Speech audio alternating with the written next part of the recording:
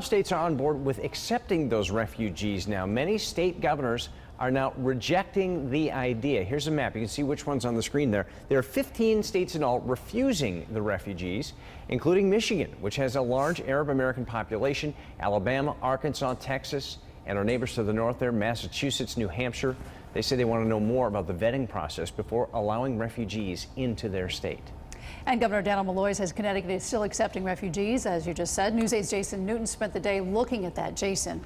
And the list of states just keeps getting bigger as well. Calls are growing not to accept Syrian refugees. Connecticut says it still will, and Governor Malloy's office is calling it into question if states even have the right to cut off refugees from what is essentially a federal program of background checks and resettlement. Here in New Haven, one group is actually calling for more refugees to be brought and settled here in the state.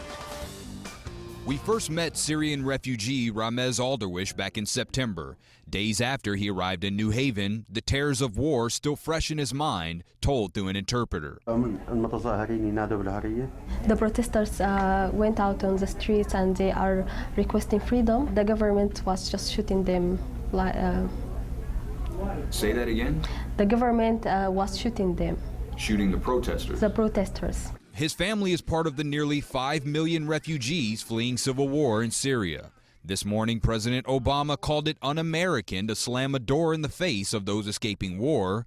Governor Malloy agrees. We have an obligation as Americans to do our part in those situations, but do it at a very high standard with a very a good background system. Global conflict has caused the world's largest human rights crisis since World War II. Groups like Integrated Refugee and Immigrant Services, or IRIS in New Haven, are calling for 250 more refugees to be brought to Connecticut, a projected increase of 50%. No one who has come through the refugee resettlement program and has been vetted by the Department of Homeland Security has ever conducted a terrorist act here. IRIS stresses that each refugee candidate is subject to extensive and thorough background checks that could take several years. If anything is found, they're disqualified.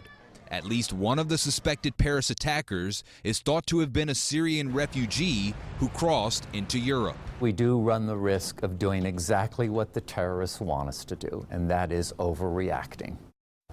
And Ramez, the Syrian refugee in the piece there earlier, he's still searching for a job. Ira says usually after 4 months, refugees will know enough English to finally land a job. So far, they've only settled about 7 Syrian families here in Connecticut.